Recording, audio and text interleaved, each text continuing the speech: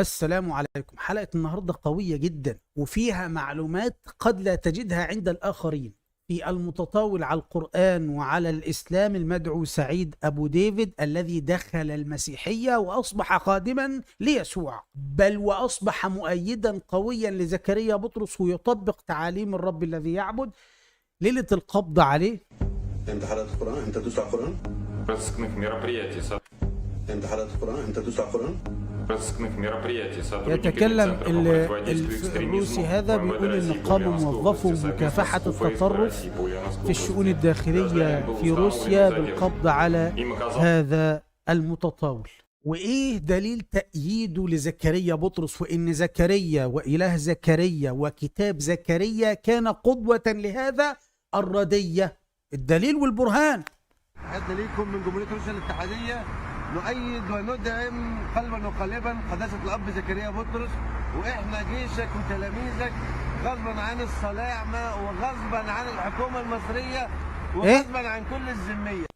حد ليكم من جمهورية روسيا الاتحادية نؤيد وندعم قلبا وقالبا قداسة الأب زكريا بطرس، وإحنا جيشك وتلاميذك غصبا عن الصلاعمة وغصبا عن الحكومة المصرية.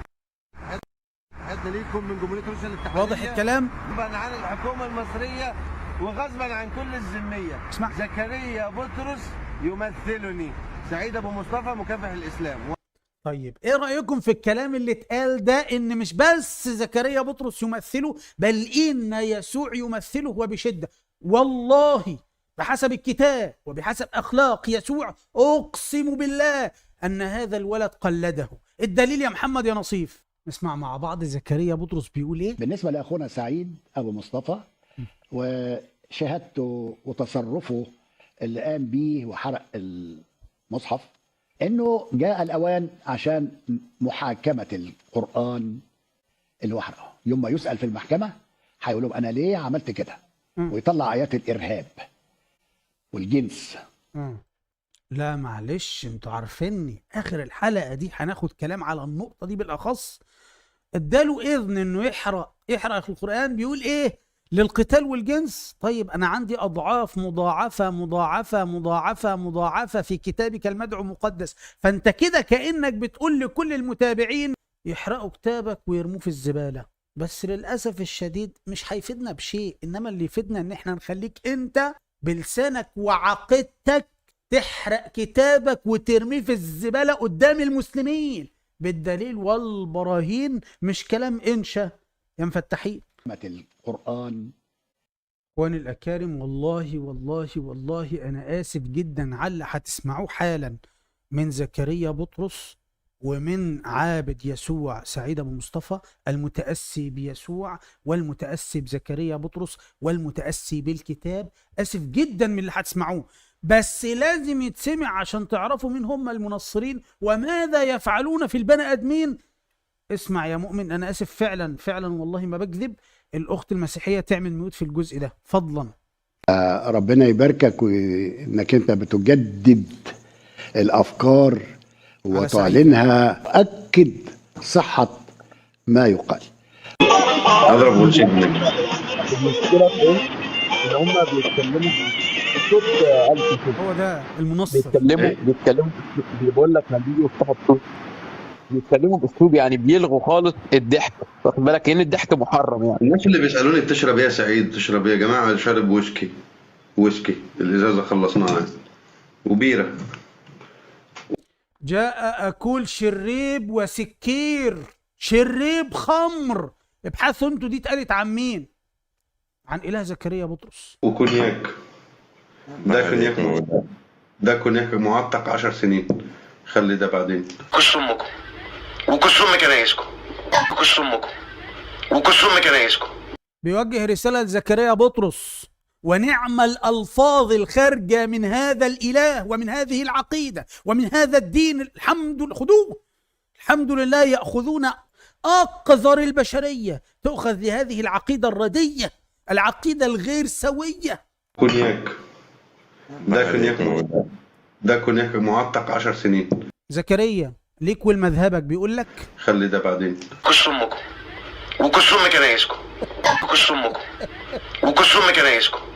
انا قلت لكم انا اسف جدا والله والله، بس لازم من تبيان ماذا فعلت هذه العقيدة الفاسدة في هذا الولد. انا ظني ان الواد ده كان محترم قبل ما يروح هذه العجينة، انا ظني ان الواد ده كان مؤدب قبل ما يدخل هذه العقيدة القذرة، انا ظني ان الواد ده مؤدب قبل ان يتبع هذا الاله ويتبع هذا الاب اللي هو زكريا بطرس. والله يا إخوة، وألفاظ قالها الرب عنده في الكتاب أصعب من دي بمراحل، لدرجة لو أنت اتفرجت على الفيديو اللي بقولك عليه ده هتتصدم صدمة. وقد تكذبني فيما قال الرب. تخيل إله عمال بيكلم الناس ويشتمهم بأعراض أمهم وأعراض أبوهم ويقول لهم يا ولاد الزوال، ألفاظ والله قذرة. بل أقول لك إيه رأيك إن سعيد أبو ديفيد ده كان مؤدب عن الإله بحسب الكتاب؟ وانا عارف ان انت ممكن ما تصدقش ما اقول، قد لا تصدق ما اقول، معلش ممكن تكتب لي على اليوتيوب حالا، دي صورة الفيديو، اكتب لي كده بث والله العظيم زكريا بطرس بيقول الفاظ وسخة عن دينه وعن دينه ليهاجم الاسلام. والله دي الصورة الغلاف بتاعه. هتتعجب من اللي قاله زكريا، وكلها نصوص كتابية تبين لك أن هذه العقيدة التي هم عليها عقيدة زبالة وسافلة ودنية وليس لها أي قيمة، لأنها عقيدة ردية تسب الناس وتسب البشرية بأعضائهم التناسلية. فعلا عقيدة سافلة وردية. ولو مش مصدقني يا عينيا خش شوف الفيديو، وستصعق صواعق نارية من الأدلة المخفية في العقيدة المهرية. ومش هعيد تاني، ادي الفيديو، يا ريت فضلا فضلا فضلا الكل يخش يشوف الفيديو ده عشان يعرف هذا الولد المدعو سعيد ابو ديفيد من اين جاء بهذه العقيدة، من اين جاء بهذه الالفاظ. فعلا فعلا يا زكريا بطرس معطف وبيرة وكش امكم وكش ام كنايسكم. معطف وبيرة وكونياك محلي، كونياك يدوي. على فكرة احنا لسه ما بدأناش، انا نسيت اقول لكم ان انا كل ده لسه ما بدأتش، احنا لسه بنبدأ الحلقة. عشان كده الناس اللي عايزة تتابع كل جديد ويوصلها وتكون سعيد لازم يشترك في القناة ويفعل الجرس ويشترك في الصفحة ويفعل اشعارات الصفحة. ويا ريت فضلا الاخوة الضغط شديد على القناة والصفحة، بلاغات من النصارى والمنصرين، فيا ريت فضلا مشاركة الفيديو في كل المجموعات اللي تقدروا عليها، وكذلك مشاركة الفيديو في منتداكم على اليوتيوب. النقطة الأخيرة، من أراد دعم القناة أو الصفحة البيبال والباترون فين؟ في وصف الفيديو. يلا نكمل ألفاظ الإله الذي يعبدون من الكتاب الذي به يؤمنون فيطبقون. وأنا آسف جدا على اللي هتسمعوه لسه، لأن اللي جاي أصعب وأكثر. فكده يعني كوكتيل، يعني بير على سبيرتو على كونياك ومظبط نفسك. ربنا يباركك وانك انت بتجدد الافكار وتعلنها. المخ موجود بس مش موجود بالدماغ، موجود في الطيز. تعاليم ايه؟ تعاليم ايه؟ لا الاله عنده قال اكثر من كده، على فكره قال اكثر من كده. زيكو يا دي المصيبه السوداء، يا دي المصيبه السوداء اللي ما يتلبس عليها كل واحد لباسه يبص على شعر اللي فوق زبه، لو طلع له شعر فوق زبه. انا اسف، اللي جاي الاخوات لو حد فتح اقفل ميوت بجد، ما بهرجش، عشان هذا القذر بيطبق الاله بتاعه وبيطبق الكتاب كلام الرب بتاعه. خشوا الفيديو اللي انا عملته لكم ده عشان تصدقوا، تشوفوا بنفسكم هل انا بكذب عليكم ام لا، هل فعلا في الفيديو ده الاله بتاعه قال الالفاظ دي واوسخ منها ام لا. عادي كدبني لو انا غلطان قول لي. ففضلا الاخوات تعمل ميوت الان. تاخد واحده بيتكلم على المسيحيات عنده ابناء بنات دينه، بيتكلم على بنات دينه اللي في روسيا، بيعمل ايه عشان يمارس معاها الجنس. يا دي المصيبه السوداء اللي ما يتلبس عليها كل واحد لباسه يبص على شعر اللي فوق زبه، لو طلع له شعر فوق زبه تاخد واحده وتقعد تنيك فيها، بنات الرب، واحد تاني ينيك فيها. لو لسه الحته اللي فوق دي ما نبتتش، ما طلعلوش شعر فوق زبه، لا ده عادي. الوساخه دي كلها انا على حاجه بس. انتوا فاكرين بتكلم بهزر؟ لا اهو هيشرح، هيقول لك ازاي تجيب بنات الرب عندهم عشان الناس ما تعرفش. في روسيا عندنا في ابلكيشن تطبيق كده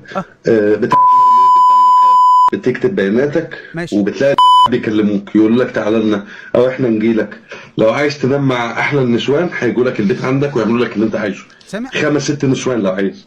سامع ده فين ده بنات الرب عنده، ده المؤمنات بهذا العهر الذي هم عليه. عرفت بيسبوا الاسلام ليه؟ لانه عارفين ان هو دين الطهاره مش دين الدعاره، مش كما في دينهم وبنات دينهم وبنات ربهم وعقيدتهم. روسيا دي ايه يا فندم؟ روسيا ارثوذكسيه مسيحيه ماشيه على الكتاب تمام التمام، بل ان بوتين في كل مره تلاقيه في كل مناسبه دينيه على طول رايح لبابا روسيا يقعد يبوس في ايديه ويبوس في رجليه. فالواد بيكلمك عن خبره مع بنات الرب بتاعه. التليفون وحابد على السوشيال ميديا وهنبسط وعيش حياتي. ربنا يباركك وانك انت بتجدد الافكار. الان مع المفاجاه. ما تجيش تقول لي سامحني. شوف سلحك القضية. المعذره يا دي المصيبه السوداء، يا دي المصيبه السوداء اللي ما يتلبس عليها بنات الليل، تربيه بنات الليل. ده بقى في شغلانه. بصحة سيادة الرئيس. صحة الإله، الإله الذي تعبدون، صب وآمن واعمل. ايه رأيك هذه الفضايح؟ عرفت بياخدوا ايه؟ وعرفت ما الذي أهل هذا الشخص لحرق القرآن؟ لا، ما هو كل ما بيؤمن قوي بهذه العقيدة وبيؤمن قوي بهذا الإله بتشوف منه هذه الأخلاق وهذه الصفات وما إلى ذلك. شفت من كتر إيمانه لما حرق المصحف عمل ايه؟ طلع بتاع دعارة مع بنات الرب بتاعه. في وسط ايه؟ في وسط ان زكريا على فكره مستضيف الواد ده كل مره، قاعد يخلي الواد ده يشرح الدين، الاثنين يشرح الدين، العقيده المسيحيه والعقيده الاسلاميه. عرفت بياخدوا مين؟ وعرفت اللي بيطلع يسيء للاسلام مين؟ طبعا هكرر تاني، انا اسف جدا على اللي بيتعرض، بس لازم يتعرض، ما هو لو ما اتعرضش هنعرف اقذر ما عند هؤلاء القوم منين. تخيل الواد اللي اسمه سعيد النجس ده، تخيل من ضمن الحاجات اللي بيقول انا حرقت القرآن بسببها بيقول لك قال عشان الارهاب وعشان الجنس. تخيل هو مبرطع ليل نهار عنده في الدير ولا في بيت الدعارة، في بيت الدعارة اللي هو فيها، عمال بيصلي في بيت الدعارة ويمارس الجنس مع بنات الدعارة اللي هم اخواته في الرب، وطلع يتهم الاسلام بالجنس. بنات الرب بيصلوا، ده بقى في شغلانه. بصحة سيادة الرئيس. بيصلوا للمقبور، بصحة سيادة الرئيس. بيصلوا بترجع بصحة للمقبور يا سيادة. قوم. ونرجع للفيديو الأول المهم جدا علشان نشوف بالضبط إيه المعايير اللي وضعها زكريا بطرس لحرق كتابه المقدس ورميه في الزبالة. بالنسبه لاخونا سعيد ابو مصطفى وشهادته وتصرفه اللي قام بيه وحرق المصحف، أيوة انه جاء الاوان عشان محاكمه القران أيوة. اللي هو حرقه. يوم ما يسال في المحكمه هيقول لهم انا ليه عملت كده، ويطلع ايات الارهاب والجنس. يعني هو بيقول لك إن إيه الدليل إن هو عمل الحركة دي؟ إنه لقى في الكتاب آيات إرهاب وجنس. وأنا بنفس المقياس ده جبت له كتابه المقدس سفر حزقيال 9. ركز لي شوية عشان بعض المغفلين بيضحكوا على المسلمين، يقول لك الكلام ده مش كلام الرب. أقول له كده حزقيال 9 من أول العدد 4، وقال له الرب أعبر في وسط المدينة وسمسمة على جباه الرجال الذين يؤمنون ويتنهدون على كل الرجسات إلى آخره. وقال لأولئك في سمعي اعبروا في المدينة وراءه واضربوا ولا تشفق أعينكم ولا تعفوا، الشيخ والشاب والعذراء والطفل والنساء اقتلوا للهلاك. زكريا بطرس بيأمر أتباعه إن هم يرموا كتابه في الزبالة ويحرقوه. ليه؟ لأن في قتل وإرهاب. عمرك سمعت عن كتاب على وجه الأرض بيأمر بالإبادة؟ إبادة يا حمادة. فين الدليل على كده؟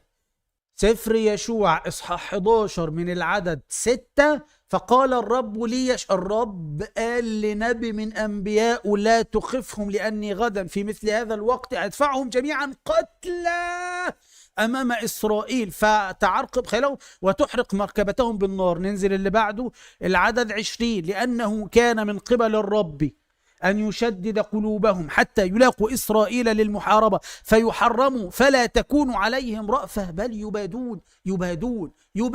عمرك شفت في حياتك كتاب يأمر بالإبادة؟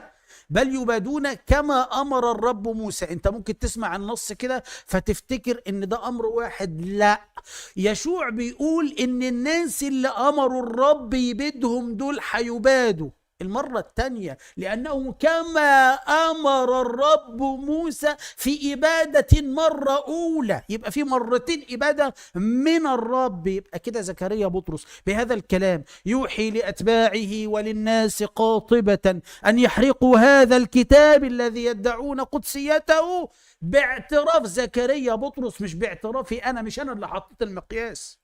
ما هي أداة الحرب؟ أليست السيف؟ وللعلم انا هنا لا امرت بحرق ولا امرت بغيره. احسن حد يقول لك مش انا اللي بقول ده، انا خدت المقياس ووضعته في مؤخرة زكريا بطرس الترباس وجعلت الناس يشهدون على هذا الكلام الذي على المقياس. فلنضع أنوف زكريا بطرس، بل مؤخرة زكريا بطرس، بل عقيدة زكريا بطرس، بل زكريا بطرس نفسه وما يعبد تحت المداس.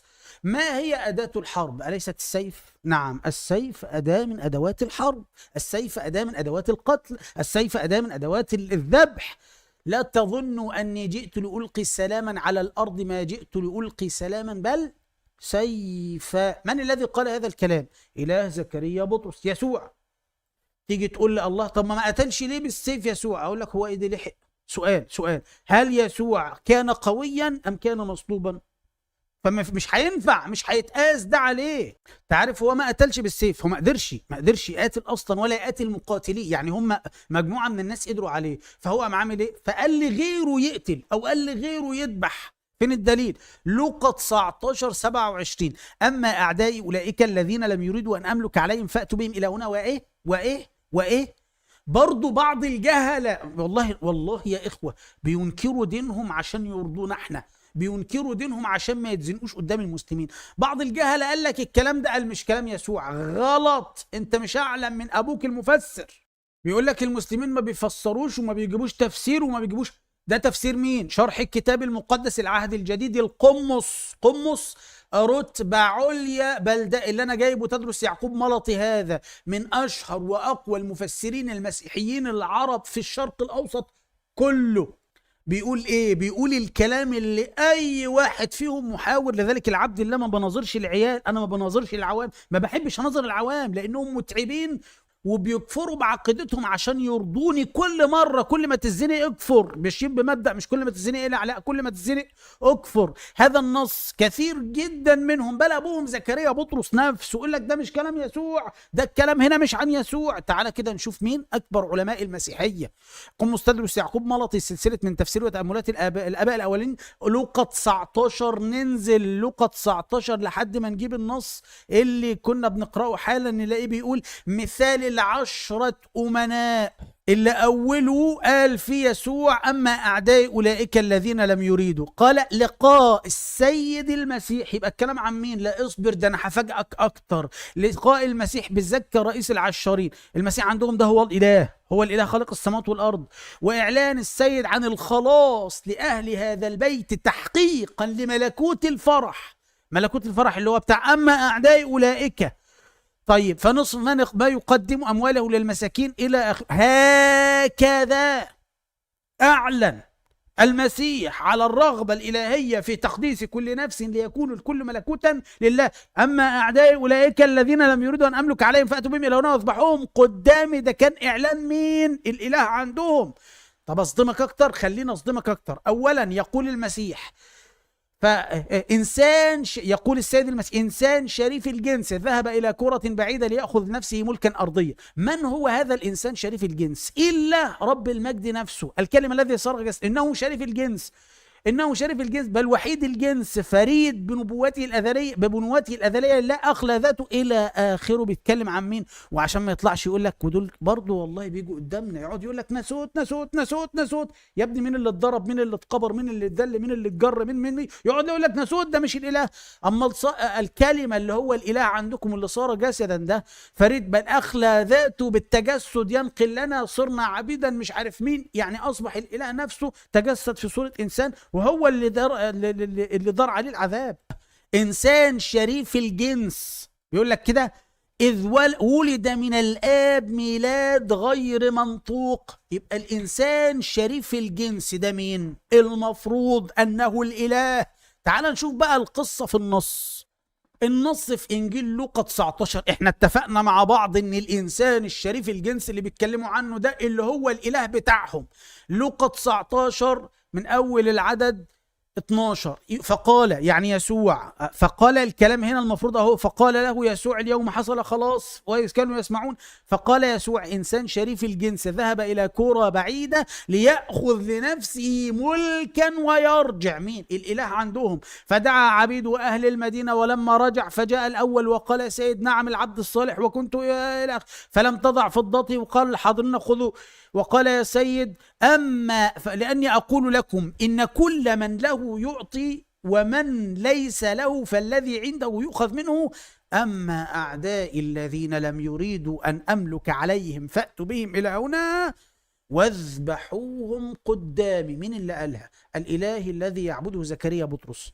يبقى باعتراف زكريا بطرس كتابه يعمل فيه إيه؟ زكريا بطرس المفروض يحرق كتابه ويرميه في الزبالة. مش أنا اللي قلت، زكريا هو اللي حط المقياس لهذا الكلام. يا إخوة يا أكارم، لما يكون في المجتمع ده مجتمع شواذ والرجال بيفعلوا في الرجال بيشتهوا الرجال، مجتمع الرومان مجتمع شواذ، ويجي واحد يقلع هدومه ويصير عريان ويلف وسطه بفوطة عشان يداري، ويغسل رجلين شباب وبعد كده يشد الفوطة ويمسح رجلين الشباب. ده اسمه ايه؟ في انجيل يوحنا اصحاح 3. اما يسوع فحين كان العشاء يسوع قام عن العشاء وخلع ثيابه. صار عاري. فين الدليل؟ هنجيب. واخذ منشفة واتزر بها ثم صب ماء في مغسل وبدأ يغسل ارجل الشباب ويمسحهما بالمنشفة التي كان متزرا بها. الفوطة اللي لففها على وسطه معروف ان عاري، يعني عاري، وعشان يداري حط ايه؟ فوطة، وبعد كده مسح رجلين التلاميذ. واحد سمعك انا ورا او حاسس بيك تقول قال لا فين الدليل انك تقول ان الرب كان عاري قدام شباب والشباب دول في مجتمع بيفعل في الرجال؟ اقول لك برافو عليك وحلو انك سألتني عن الدليل. افتح معايا شرح الكتاب المقدس العهد الجديد، القمص تدرس يعقوب ملطي، يوحنا 13 تفسير انجيل يوحنا، وننزل نشوف النص ده اللي اوله ان يسوع قام عن العشاء وخلع ثيابه. نلاقيه بيقول، ننزل انا معلم عليها اهو، نلاقيه بيقول صب ماء. يفهم حين كان العشاء أن العشاء صار معدا. القديس أغسطينوس بيقول إيه؟ تعالى أيها الرب. قال لمين؟ الرب. ولتخلع ثيابك ولتصر عاريا. ده مين يا فندم؟ الرب. ده يتقال عليه إيه؟ في مجتمع شواذ الرجال بيفعلوا في الرجال. لتسكب ماء في مغسل فلا تغسل أقدامنا بحسب بل ورأسنا ليس لأجسادنا. يا بيكلم الإله بيقول له يا لعظمة سموك كخادم تغسل أقدامنا وكإله ترسل ندى من السماء. مين ده يا فندم؟ اللي هو تعالى أيها الرب ولتخلق. كان عريانا في مجتمع شواذ. انت قولها بينك وبين نفسك، ده ايه؟ أخي الكريم، لو كنت راجل كامل الرجولة ودخلت امرأة عليك وقعدت تبوس رجليك بقبلات ملتهبة وكانت المرأة زانية وسرتها مشهورة في مدينتك، ده اسمه ايه؟ بل وتقبل لك رجليك وتقعد تبوس لك في رجليك وتغسل لك رجليك بشعرها، أليست هذه إثارة جنسية وجنس؟ أنا اللي هقول ولا أنت؟ لا، انت اللي قول. في انجيل لوقا اصحاح 7 من العدد 37، وزي ما معلمك وقف واقرأ القصة بنفسك. انا قلت زانية وقلت سمعتها معروفة بالزنا وقلت قبلتك قبلات حارة، قبلات حارة. أنا جبت منين الكلام ده؟ وإذ امرأة في المدينة خاطية إذ علمت أنه متكئ في بيت الفريسي. مين؟ إله زكريا بطرس وإله الخنزير المدعو سعيد. فجاءت بقارورة طيب ووقفت عند قدميه من ورائه باكية وكانت تمسح، وابتدأت تبول قدميه بالدموع وكانت تمسحهما بشعر رأسها وتقبل قدميه قبلات حارة. جبت منين قبلات حاره وقبلات ساخنه؟ جبت منين يا محمد يا نصيف؟ اصبر هجيب لك حاجه نظيفه. وتقبل قدميه وتدهنهما بالطيب. فلما راى الفريسي ذلك دعاه، تكلم في نفسه قائلا لو كان هذا نبيا لعلم أن هذه المرأة التي تلمسه إنها خاطية. وأنا بقول لو كان هذا نبيا، فمن في هذه القصة ليس بنبي، فضلا عن أن يكون إله متجسد. ده مش نبي أصلا. النبي ما يعملش كده ولا يسيب نفسه للعاهرات تعمل كده. جبت منين بقى قبلات ساخنة وإنها زانية وقبلات حارة والكلام اللي انت قلته ده يا محمد؟ وبيقولوا محمد نصيف ما بيقراش التفسير. ونفتح القبلات الحارة، شرح الكتاب المقدس العهد الجديد القمص تدرس يعقوب ملطي، سلسلة من تفسير وتأملات الآباء الأولين، لوقا 7، وننزل لتفسير النص ده نلاقيه بيقول كالآتي: يكمل القديس حديثه في هذه الرسالة فيقول الكنيسة وحدها، ركز شوية، لها قبلات العروس. جبت الكلام ده فين؟ في قصة المرأة اللي قاعدة تقبل الزانية. وبكون القبلة عربون للزواج بامتياز. دي صورة تمثيلية للزانية وهي بتقبل في رجلين مين؟ في رجلين اللي مش نبي، ما حصلش نبي. قبلات الكنيسة صادقة. إذ هي بقى المرأة إيه؟ إذ هي قبلات العروس الملتهبة حبا نحو عريسها الذي لم تختبره حين قدم قبلته الغشيمة إلى آخره. طب قبلات إيه؟ المطلوب إيه؟ المطلوب قبلات حق. يقول لك القديس أمبروسيوس قائلا لقد قدمت قبلة يا من لا تعرف سر القبلة. لازم قبلة كده تبقى إيه؟ تمام التمام. ودي من صور الموقع. وايه احنا قلنا ان هي زانية. ايوه الزانية بتدلك في رجليه. معلش انت قلت منين؟ جبت منين ان هي زانية؟ وجبت منين ان ده اصلا مش نبي؟ وانا مع الفريسي في هذا الامر والاعتقاد. شرح الكتاب المقدس القمص انطونيوس فكري، لوقا 7، تفسير انجيل لوقا، وننزل لحد ما نوصل للقصة دي. من بعض الصور اللي بيصوروا، شايف الصورة؟ شايف بالله عليك؟ شايف الصورة؟ لما يكون ده مش جوزها ولا خطيبها وبتعمل معاه كده، ده يبقى ايه؟ ننزل نلاقي المفسر بيقول 9، لانه قسم التفسير ل9 نقط. افتح لي النقطة 9. قول الكتاب: وإذا امرأة في المدينة كانت خاطئة. هذا القول يشير لأن سمعتها كانت سيئة ومنتشرة في المدينة. إنها إيه؟ إنها زانية يا فندم. 10، شك الفريسي في أن المسيح ليس بنبي. وأنا بقول لك اللي اتعامل فيه كده من العاهرة هذا ليس بنبي، هذا ليس نبي الله عيسى. نبي الله عيسى لن يرضى بذلك. النبي محمد عليه الصلاة والسلام. عايز تعرف الفرق بين الإسلام وبين عقيدة زكريا بطرس؟ النبي محمد لما جات النساء تسلم عليه لتعطيه العهد عندما أسلمنا، قال إيه؟ قال إني لا أصافح النساء. قال إني لا أصافح النساء. عايز تعرف الفرق بين طهارة الإسلام وبين عقيدة زكريا بطرس الزكام؟ آدي الفرق. شك الفريسي في أن هذا المصلوب أو المستلقى ليس بنبي، وأنا مع الفريسي في هذا ليس بنبي، فضلا عن أن يكون إله، لأنه من يلمس زانية يتنجس. يبقى هي إيه يا فندم؟ هي زانية يا فندم. كلامي؟ لا، ده كلام أكبر مفسري المسيحية العرب. ودي صورة تانية من الموقع ومن الصور القديمة كيف كانت تعمل الزانية معه. شايفين الأيقون؟ دي أيقونات. شايفين يا شباب؟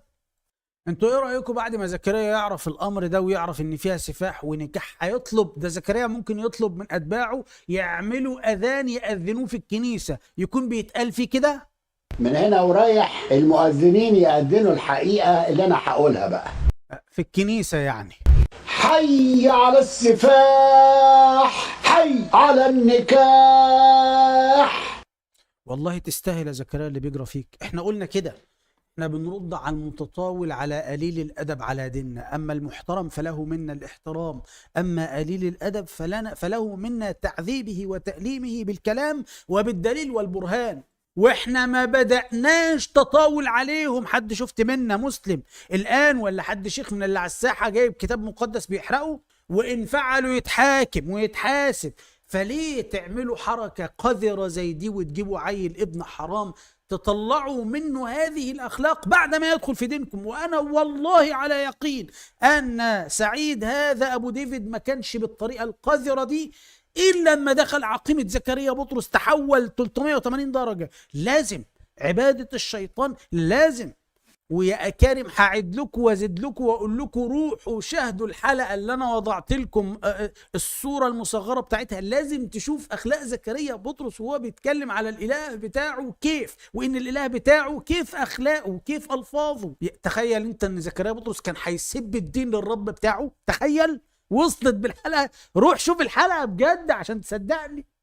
طيب في الختام أسأل الله أن أكون قد وفقت في طرح الرد على هذا الموضوع، واللي عايز يوصله كل جديد ويكون سعيد يعمل ما في الفيديو القادم بإذن رب العالمين سيصله كل جديد. السلام عليكم. إذا أعجبك الفيديو يا ريت مشاركة الفيديو على الفيسبوك ومجموعات الفيسبوك. طب لو أنت شايفه على اليوتيوب بيشاركوا على منتداك على اليوتيوب وقنوات اليوتيوب. الناس اللي بتشتكي لي من عدم وصول البث المباشر ليهم والفيديوهات اول باول في اليوتيوب والفيسبوك، لازم يعمل اللي جاي ده ضروري جدا. تعمل في اليوتيوب باشتراك، بعد كده تفعيل الجرس للكل، وكذلك في التليفونات نفس النظام. شاهد الفيديوهات كلها من هنا والبث المباشر من هنا. طيب الفيسبوك لازم تعمل ده برضه في الفيسبوك، تعمل اعجبني وبعد كده تعمل اعجبني مرة تانية بيطلع لك القائمة دي، خليها المفضلة وبعد كده المحتوى خليه قياسي، الفيديو كل الاشعارات، فيديو بث مباشر كل الاشعارات، بعد كده تحديث كده الغالبيه العظمى من الفيديوهات فيسبوك ويوتيوب هيوصلك اشعارات جديده بيها. طيب الناس اللي كلموني على دعم اعلانات ومحتوى القناه والصفحه، ادي بيبال من هنا والباتريون من هنا، وفي الفيسبوك نفس النظام، وهتلاقي في كل في اليوتيوب والفيسبوك في التعليقات لمن اراد دعم القناه والصفحه. تليجرام محمد نصيف المحاور، وانستجرام محمد نصيف برضه المحاور، وكذلك تويتر. ولا تنسونا من صالح دعائكم. غفر الله